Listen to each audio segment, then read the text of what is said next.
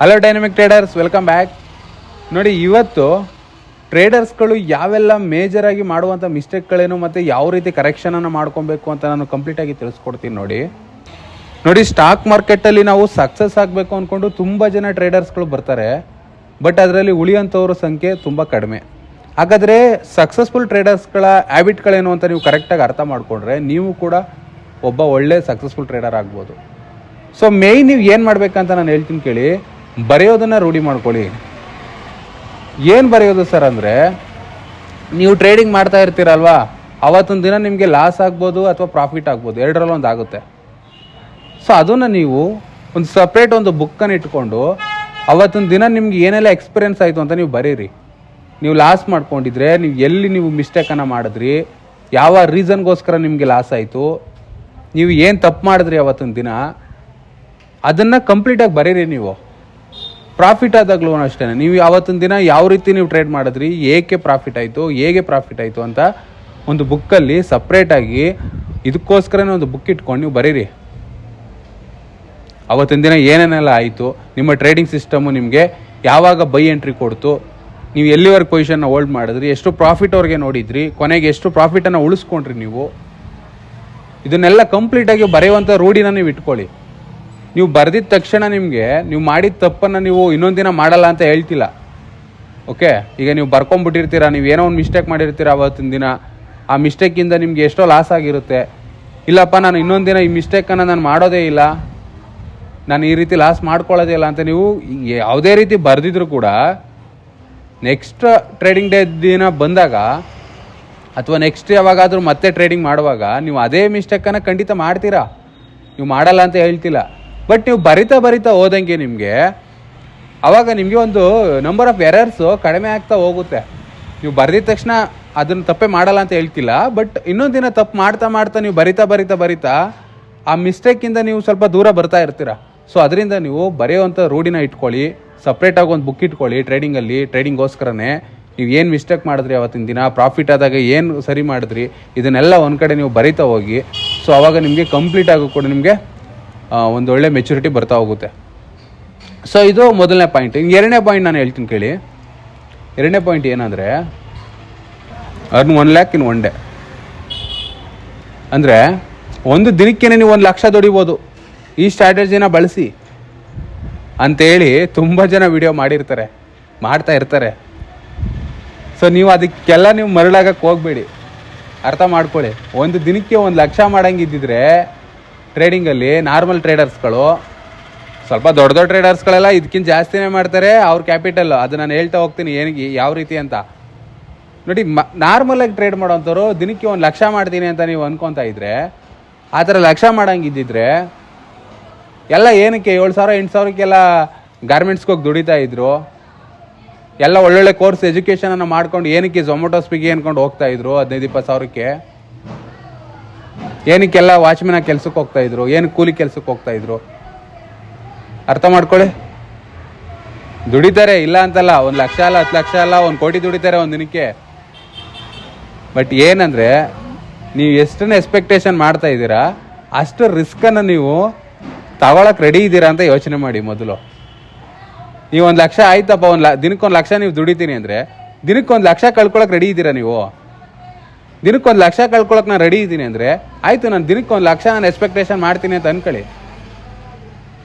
ನಿಮ್ಮ ರಿಸ್ಕ್ ಹೇಗಿರುತ್ತೆ ಅದ್ರ ಮೇಲೆ ನಿಮ್ಮ ರಿವಾರ್ಡ್ ಇರುತ್ತೆ. ನೀವು ಎಷ್ಟು ರಿಸ್ಕನ್ನು ತಗೊಳಕ್ಕೆ ರೆಡಿ ಇರ್ತೀರಾ ಅಷ್ಟು ರಿಟರ್ನ್ ನೀವು ಎಕ್ಸ್ಪೆಕ್ಟೇಷನ್ ಮಾಡ್ಬೋದು. ನೀವು ಎಷ್ಟು ರಿಟರ್ನ್ ಬೇಕು ಅಂತ ಎಕ್ಸ್ಪೆಕ್ಟೇಷನ್ ಮಾಡಿರ್ತೀರಾ ಅಷ್ಟು ನೀವು ರಿಸ್ಕ್ ತಗೊಳಕ್ಕೆ ರೆಡಿ ಇರಬೇಕು. ಸಿಂಪಲ್ ಅಷ್ಟೇ. ಸೊ ಈ ರೀತಿ ಯಾರೆಲ್ಲ ವೀಡಿಯೋಗಳನ್ನ ಮಾಡ್ತಾ ಇರ್ತಾರೆ ಅಥವಾ ಯಾರೆಲ್ಲ ವೀಡಿಯೋಗಳನ್ನ ನೀವು ನೋಡಿರ್ತೀರಾ, ಆ ಸ್ಟ್ರಾಟಜಿ ಇದೆ, ಈ ಸ್ಟ್ರಾಟಜಿ ಇದೆ, ಇದನ್ನ ಇಟ್ಕೊಂಡು ನೀವು ಅಷ್ಟು ಮಾಡ್ಬಿಡ್ಬೋದು, ಇಷ್ಟು ಮಾಡ್ಬೋದು, ಅದೆಲ್ಲ ಏನೂ ವರ್ಕ್ ಆಗಲ್ಲ ಮಾರ್ಕೆಟಲ್ಲಿ. ನೀವು ಸ್ಟ್ರಿಕ್ಟಾಗಿ ಮನಿ ಮ್ಯಾನೇಜ್ಮೆಂಟ್ ರೂಲ್ಸನ್ನು ಫಾಲೋ ಮಾಡಬೇಕು. ನಿಮ್ಮ ಕ್ಯಾಪಿಟಲ್ ಎಷ್ಟಿದೆ ಅಷ್ಟಕ್ಕೆ ಎಷ್ಟನ್ನು ಯೂಸ್ ಮಾಡಬೇಕು, ಆಯಿತಾ? ಸೊ ಈ ರೀತಿ ಕೆಲವೊಂದು ರೂಲ್ಸ್ಗಳನ್ನ ಇಟ್ಕೊಂಡು ಟ್ರೇಡ್ ಮಾಡಿದ್ರೆ ಮಾತ್ರ ನೀವು ಸ್ಟಾಕ್ ಮಾರ್ಕೆಟಲ್ಲಿ ಉಳಿಯೋದಕ್ಕೆ ಸಾಧ್ಯ. ಸೊ ಇದು ಎರಡನೇ ಪಾಯಿಂಟ್. ನಾನು ಮೂರನೇ ಪಾಯಿಂಟ್ ಬಗ್ಗೆ ನಾನು ಹೇಳ್ತೀನಿ. ಮೂರನೇದು ಏನಂದರೆ, ಒಂದೊಳ್ಳೆ ಟ್ರೇಡಿಂಗ್ ಸಿಸ್ಟಮನ್ನು ನೀವು ಇಟ್ಕೊಳ್ಳಿ. ಒಂದೊಳ್ಳೆ ಟ್ರೇಡಿಂಗ್ ಸಿಸ್ಟಮ್ ಅಂದರೆ ನಿಮ್ಗೆ ಯಾವಾಗ ಎಂಟ್ರಿ ತೊಗೊಬೇಕು, ನೀವು ಯಾವಾಗ ನೀವು ಹೋಲ್ಡ್ ಮಾಡಬೇಕು, ಯಾವಾಗ ಎಕ್ಸಿಟ್ ಮಾಡ್ಕೊಬೇಕು, ಇದ್ರ ಬಗ್ಗೆ ಒಂದು ಐಡಿಯಾ ಇರಬೇಕು. ನೀವು ಸ್ಟಾಪ್ ಲಾಸ್ ತೊಗೊಂಡ್ರೆ ಯಾವಾಗ ಸ್ಟಾಪ್ ಲಾಸ್ ತೊಗೊಬೇಕು? ತುಂಬ ಜನ ಹೇಗೆ ಮಾಡ್ತಾರೆ ಗೊತ್ತಾ, ಒಂದು ಟಾರ್ಗೆಟ್ ಇಟ್ಟಿರ್ತಾರೆ, ಆ ಟಾರ್ಗೆಟ್ಗಿನ್ನ ಹೋಗೇ ಇರಲ್ಲ, ಒಂದು ಸ್ವಲ್ಪ ಡೌನ್ ಬರಲಿ ಎಕ್ಸಿಟು, ಸಾಕಪ್ಪ ಮತ್ತೆ ಹಿಂಗೆ ಡೌನ್ ಬಿದ್ದುಬಿಟ್ರೆ ಅಂತ ಸ್ಟಾಪ್ ಲಾಸ್ ಇಟ್ಕೊಂಡಿರ್ತಾರೆ. ಇಲ್ಲಿ ಎಂಟ್ರಿ ಆಗಿರ್ತಾರೆ, ಇಲ್ಲಿ ಸ್ಟಾಪ್ ಲಾಸ್ ಇಟ್ಕೊಂಡಿರ್ತಾರೆ. ಆ ಸ್ಟಾಪ್ ಲಾಸ್ನು ಇಟ್ ಮಾಡ್ಕೊಂಡು ಮಾರ್ಕೆಟ್ ಬರ್ತಾ ಇರುತ್ತೆ, ಆದರೂ ಪೊಸಿಷನ್ ಹೋಲ್ಡ್ ಮಾಡಿ ಇಡೋದು. ಇವ್ರಿಗೆಲ್ಲ ಏನು ಹೇಳೋಕ್ಕಾಗುತ್ತೆ ಹೇಳಿ? ಮೆಚುರಿಟಿ ಇರಬೇಕು ಇಂಥ ವಿಷಯಗಳಲ್ಲಿ. ನೀವು ಓಕೆ, ನೀವು ಟಾರ್ಗೆಟನ್ನು ಇಟ್ಕೊತೀರಾ, ಸ್ಟಾಪ್ ಲಾಸನ್ನು ಇಟ್ಕೊತೀರಾ, ನಿಮ್ಮ ಟಾರ್ಗೆಟ್ ಎಷ್ಟಾದರೂ ಇರಲಿ, 1:1 ಆದರೂ ಇರಲಿ, 1:10 ಆದರೂ ಇಟ್ಕೊಳ್ಳಿ, ಅದು ನಿಮಗೆ ಬಿಟ್ಟಿದ್ದು, ನಿಮ್ಮ ಟ್ರೇಡಿಂಗ್ ಸಿಸ್ಟಮಿಗೆ ಬಿಟ್ಟಿದ್ದು. ಸ್ಟಾರ್ಟಿಂಗ್ ಬಿಗಿನರ್ಸು ಟ್ರೇಡರ್ಸ್ಗಳು ಮಾಡೋಂಥ ಮಿಸ್ಟೇಕ್ಗಳೇನೆಂದರೆ, ಸ್ಟಾಪ್ ಲಾಸನ್ನು ನೀವು ಇಟ್ಟಾದಮೇಲೆ ಎಕ್ಸಿಟ್ ಮಾಡಿ ಪೊಸಿಷನ್ನ. ಓಕೆ, ಜೊತೆಗೆ ನಿಮಗೆ ಪ್ರಾಫಿಟ್ ಎಲ್ಲಿ ನೀವು ಟಾರ್ಗೆಟನ್ನು ಇಟ್ಟಿರ್ತೀರಾ ಅದು ಇಡೋಕ್ಕಿಂತ ಮುಂಚೆನೇ ನೀವು ನಿಮ್ಮ ಟ್ರೇಡಿಂಗ್ ಸಿಸ್ಟಮ್ ಮೇಲೆ ನಂಬಿಕೆ ಇಟ್ಕೊಂಡು ನೀವು ಇಟ್ಟಿರ್ತೀರಾ, ಇಲ್ಲಿ ನನ್ನ ಟಾರ್ಗೆಟ್ ಅಂತ. ಆ ಟಾರ್ಗೆಟ್ ಬರೋಕ್ಕಿಂತ ಮುಂಚೆನೇ ನೋಡಿ, ಇಲ್ಲಿರುತ್ತೆ ಟಾರ್ಗೆಟು, ಇಲ್ಲಿ ಎಂಟ್ರಿ ಆಗಿರ್ತೀರಾ, ಇಷ್ಟು ಹತ್ರ ಹೋಗಿರುತ್ತೆ, ಮತ್ತೆ ಸ್ವಲ್ಪ ಡೌನ್ ಬಂದುಬಿಟ್ರೆ ಸಾಕ ಎಕ್ಸಿಟ್. ಟಾರ್ಗೆಟ್ ಇಟ್ಟೇ ಆಗಿರಲ್ಲ, ಆವಾಗಲೇ ಎಕ್ಸಿಟು. ಆಮೇಲೆ ಟಾರ್ಗೆಟ್ ಇನ್ ಕೇಸ್ ಇಟ್ಟಾಗ್ಬಿಡ್ಲಿ, ನೋಡಿದ್ರಾ ನಾನು ಹೇಳಿಲ್ವ ಟಾರ್ಗೆಟ್ ಇಟ್ಟಾಗೋಯ್ತು. ಸೊ ಆ ಥರ ಎಲ್ಲ ಹೇಳಿದ ತಕ್ಷಣ ನೀವು ಆ ಥರ ಮಾತುಗಳಿಗೆಲ್ಲ ನೀವು ಮರಳಾಗಕ್ಕೆ ಹೋಗಬೇಡಿ. ತುಂಬ ಜನ ಆ ಥರ ವೀಡಿಯೋಗಳನ್ನ ಮಾಡ್ತಾ ಇರ್ತಾರೆ, ಅವಕ್ಕೆಲ್ಲ ಮರಳಾಗಕ್ಕೆ ಹೋಗಬೇಡಿ. ನಿಮ್ಮ ಓನ್ ಟ್ರೇಡಿಂಗ್ ಸಿಸ್ಟಮನ್ನು ನೀವು ಇಟ್ಕೊಳ್ಳಿ. ಓಕೆ, ನಿಮ್ಗೆ ಯಾವುದು ಕನ್ಸಿಸ್ಟೆನ್ಸಿಯಾಗಿ ನಿಮಗೆ ಅಟ್ಲೀಸ್ಟ್ ಒಂದಷ್ಟು ಪ್ರಾಫಿಟ್ ಆಗ್ತಾ ಇದೆ ಅಂತ ನಿಮ್ಗೆ ಯಾವುದು ನಂಬಿಕೆ ಇದೆ, ಎನಿ ಟ್ರೇಡಿಂಗ್ ಸಿಸ್ಟಮ್ ಯೂಸ್ ಮಾಡಿ, ಆಯಿತಾ? ನಿಮ್ಮ ಟ್ರೇಡಿಂಗ್ ಸಿಸ್ಟಮ್ ಪ್ರಕಾರ ನೀವು ಯಾವಾಗ ಎಂಟ್ರಿ ತೊಗೊಬೇಕು, ಯಾವಾಗ ಎಕ್ಸಿಟ್ ತೊಗೊಬೇಕು, ಯಾವಾಗ ನಿಮ್ಮ ಟಾರ್ಗೆಟ್ ತೊಗೊಬೇಕು ಅನ್ನೋದ್ರ ಬಗ್ಗೆ ಕಂಪ್ಲೀಟಾಗಿ ತಿಳ್ಕೊಂಡು ಟ್ರೇಡ್ ಮಾಡಿ. ಜೊತೆಗೆ ಮನಿ ಮ್ಯಾನೇಜ್ಮೆಂಟ್ ರೂಲ್ಸ್ಗಳನ್ನ ಫಾಲೋ ಮಾಡಿ, ಮೈಂಡ್ ಸೆಟ್ಟನ್ನು ಅರ್ಥ ಮಾಡ್ಕೊಳ್ಳಿ. ಸೈಕಾಲಜಿ ವೀಡಿಯೋಗಳು ಮಾಡಿ ಹಾಕಿದ್ದೀನಿ ಚಾನಲ್ನಲ್ಲಿ, ಆ ವೀಡಿಯೋಗಳನ್ನ ನೋಡಿ ಹೇಗೆ ನೀವು ನಿಮ್ಮ ಸೈಕಾಲಜಿನ ಕಂಟ್ರೋಲ್ ಮಾಡ್ಕೊಬೇಕು, ಯಾವ ರೀತಿ ಟ್ರೇಡಿಂಗ್ ಮಾಡುವಾಗ ಯಾವ ರೀತಿ ಇರಬೇಕು ಅನ್ನೋದ್ರ ಬಗ್ಗೆ ಎಲ್ಲ ವೀಡಿಯೋ ಮಾಡಿದ್ದೀನಿ. ಅದನ್ನು ಅರ್ಥ ಮಾಡಿಕೊಂಡು ನಿಮ್ಮ ಟ್ರೇಡಿಂಗ್ ಸಿಸ್ಟಮ್ ಪ್ರಕಾರ ನೀವು ಟ್ರೇಡ್ ಮಾಡಿ. ನೋಡಿ, ನಮ್ಮ ಟ್ರೇಡಿಂಗ್ ಸಿಸ್ಟಮಲ್ಲಿ ಯಾವುದೇ ಸ್ಟಾಪ್ ಲಾಸ್ ಇರೋದಿಲ್ಲ. ನಮ್ಮ ಡೈನಾಮಿಕ್ ಲೈವ್ ಯಾವಾಗ ನಮಗೆ ಸೆಲ್ ಕೊಡುತ್ತೆ, ಸೊ ಅಲ್ಲಿವರೆಗೂ ಕೂಡ ನಾವು ನಮ್ಮ ಪೊಸಿಷನ್ನ ಹೋಲ್ಡ್ ಮಾಡಿ ಇಟ್ಟಿರ್ತೀವಿ. ಜೊತೆಗೆ ನಮಗೆ ಪ್ರಾಫಿಟ್ ಆಗುವಾಗಲೂ ಕೂಡ ನಮ್ಮ ಪೊಸಿಷನ್ನ ಹೋಲ್ಡ್ ಮಾಡ್ತೀವಿ. ಅದು ಎಲ್ಲಿವರೆಗೆ ಹೋಲ್ಡ್ ಮಾಡಿ ನಿಮ್ಮ ಪೊಸಿಷನ್ ಅನ್ನೋವರೆಗೂ ಕೂಡ ನಾವು ಪ್ರಾಫಿಟನ್ನು ಮಧ್ಯೆ ಯಾವಾಗ ನಮಗೆ ಪ್ರಾಫಿಟ್ ಸೆಕ್ಯೂರ್ ಮಾಡ್ಕೊಳ್ಳೋಕ್ಕೆ ಅವಕಾಶ ಇರುತ್ತೆ ಅಲ್ಲಿ ನಾವು ಪ್ರಾಫಿಟನ್ನು ಸೆಕ್ಯೂರ್ ಮಾಡ್ಕೊಂಡು ಹೋಗ್ತಾ ಇರ್ತೀವಿ ಅಷ್ಟೇ. ನಮ್ಗೆ ಯಾವುದೇ ಸ್ಟಾಪ್ ಲಾಸ್ ಇರೋದಿಲ್ಲ. ಇನ್ ಕೇಸ್ ಯಾರೆಲ್ಲ ಸ್ಟಾಪ್ ಲಾಸ್ ಇಟ್ಕೊಂಡು ಟ್ರೇಡ್ ಮಾಡ್ತಾ ಇರ್ತಾರಲ್ಲ, ಟ್ರೇಡಿಂಗ್ ಸಿಸ್ಟಮ್ ಇಟ್ಕೊಂಡು, ಸೊ ಅಂಥವ್ರು ನಾನು ಹೇಳ್ತಾ ಇರೋದು, ನಿಮ್ಮ ಸ್ಟಾಪ್ ಲಾಸ್ ಇಟ್ಟಾದರೆ ನೀವು ಎಕ್ಸಿಟ್ ಮಾಡ್ಕೊಳ್ಳಿ. ಟಾರ್ಗೆಟ್ ಇಟ್ಟಾಗೋವರೆಗೂ ಕೂಡ ವೆಯ್ಟ್ ಮಾಡಿ. ನಿಮಗೆ ಟಾರ್ಗೆಟ್ ನಿಮಗೆ ಏನೋ ಇಟ್ಟಾಗೋ ಥರ ಇಲ್ಲ ಅಂತ ಅನಿಸಿದ್ರೆ ನೀವು ಟಾರ್ಗೆಟನ್ನೇ ಕಡಿಮೆ ಇಟ್ಕೊಳ್ಳಿ. ನಿಮಗೆ ನಿಮ್ಮ ಟ್ರೇಡಿಂಗ್ ಸಿಸ್ಟಮ್ ಪ್ರಕಾರ ಎಷ್ಟು ಬರುತ್ತೆ ನಿಮ್ಮ ಟಾರ್ಗೆಟು ಅಷ್ಟರ ಪ್ರಕಾರ ಇಟ್ಕೊಳ್ಳಿ, ಅದ್ರ ಪ್ರಕಾರ ಟ್ರೇಡ್ ಮಾಡಿ. ಈ 3 ರೂಲ್ಸ್ಗಳನ್ನು ಕರೆಕ್ಟಾಗಿ ಫಾಲೋ ಮಾಡಿ. ನಾನು ಹೇಳಿರುವಂಥ 3 ರೂಲ್ಸ್ಗಳು ಯಾವುದ್ಯಾವುದು? ಮೊದಲನೇದು ಬಂದು ನೀವು ಬರೆಯುವುದು.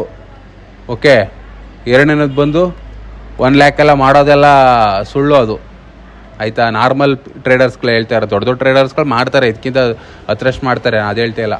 ಓಕೆ, ಮೂರನೇದು ಬಂದು ಟ್ರೇಡಿಂಗ್ ಸಿಸ್ಟಮನ್ನು ಫಾಲೋ ಮಾಡಿ. ಒಂದು ಟ್ರೇಡಿಂಗ್ ಸಿಸ್ಟಮನ್ನು ಇಟ್ಕೊಂಡು ಫಾಲೋ ಮಾಡಿ. ಸೊ ಇದು 3 ಮೇಯ್ನ್ ನಾನು ಇವತ್ತಿನ ವೀಡಿಯೋನಲ್ಲಿ ನಾನು ನಿಮಗೆ ತಿಳಿಸ್ಕೊಡೋ ಪ್ರಯತ್ನವನ್ನು ಮಾಡಿದ್ದೀನಿ. ಈ ವಿಡಿಯೋ ನಿಮಗೆ ಕ್ಲಿಯರಾಗಿ ಅರ್ಥ ಆಗಿದೆ ಅಂದ್ಕೊತೀನಿ. ವಿಡಿಯೋ ಇಷ್ಟ ಆಗಿದ್ದರೆ ವಿಡಿಯೋಗೆ ಲೈಕ್ ಮಾಡಿ, ಹಾಗೂ ನೀವು ನಮ್ಮ ಚಾನಲ್ಗೆ ಸಬ್ಸ್ಕ್ರೈಬ್ ಮಾಡ್ಕೊಂಡಿಲ್ಲ ಅಂದರೆ ಸಬ್ಸ್ಕ್ರೈಬ್ ಮಾಡ್ಕೊಳ್ಳಿ. Thank you for watching.